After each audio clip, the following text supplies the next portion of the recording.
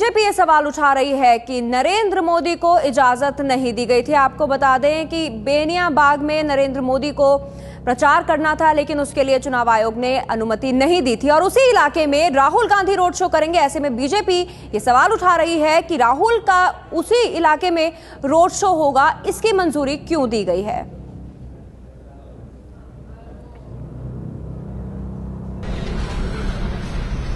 वामपंथियों के खिलाफ जो एक माहौल बना था पश्चिम बंगाल में डेवलपमेंट और विकास को लेकर, उसका परिणाम था कि एक प्रतिक्रिया के रूप में तृणमूल कांग्रेस को वोट मिला। लेकिन जो पिछले कुछ वर्षों में तृणमूल कांग्रेस का शासन चला है, वो वोट डिसोल्यूशन हुआ है। और इस बार बंगाल के लोकसभा चुनाव में एक बहुत बड़ा वोट बीजेपी को मिल रहा है। बीजेपी का जो वोट है, उत्तर प्रदेश के अलावा सबसे अधिक वृद्धि अगर इस बार होने वाली है तो पश्चिम बंगाल में होने वाली है। और इसलिए, हालांकि वहां वामपंथी भी हैं, कांग्रेस भी है, पर ममता जी रोज बीजेपी और नरेंद्र मोदी के खिलाफ जो बोलती हैं, उनके मन में अब डर बैठ गया है कि उनके वोट का एक बहुत बड़ा हिस्सा बीजेपी ले गई है। और इसलिए जो बकाया वोट है, विशेष रूप से उसमें एक वर्ग वो है जो इल्लीगल इन्फिल्ट्रेटर्स हैं, उस वोट को कंसोलिडेट करने का एक वो राजनीतिक प्रयास कर रही हैं।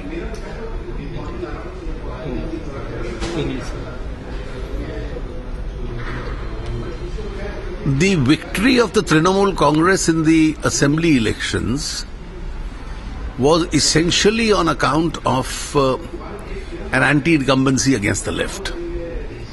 So a very large section of society voted for the Trinamool Congress.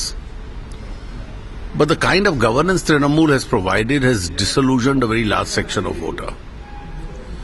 Our experience of the present Lok Sabha campaign is that besides Uttar Pradesh, our largest increase in vote will also be in West Bengal as far as the BJP is concerned. And of this vote, we are getting a very large slice of the vote which originally went to Trinamool Congress.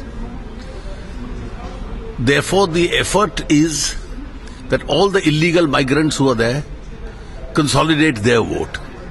And for that, this unusual tirade has started against the BJP and Narendra Modi by the Trinamool Congress. Sir, Rahul Gandhi और अखिलेश का जो road show है, देखिए, मैं सिर्फ इतना कहूंगा कि उस इलाके से रोड शो चल रहा है जिस इलाके में हमें रैली नहीं करने दी। तो चुनाव आयोग को इस सच्चाई के साथ जीना पड़ेगा कि बेनियाबाग क्षेत्र में जो सुरक्षा कारण हैं वो सिर्फ बीजेपी पे लागू हैं, बाकी तीनों दलों पे लागू नहीं है। इसी से ही साबित होता है कि कोई सुरक्षा कारण नहीं था और ये राजनीतिक कारणों से हमें रैली नहीं करने दी। और ये एक बहुत बड़ा धब्बा इस देश की चुनाव प्रक्रिया के ऊपर रहेगा कि प्रधानमंत्री पद के उम्मीदवार को अपने क्षेत्र में रैली न करने दी जाए। एच.एस. ब्रह्मा जिस तरह से कहा है, मैं इस पे कोई टिप्पणी नहीं करना चाहूंगा।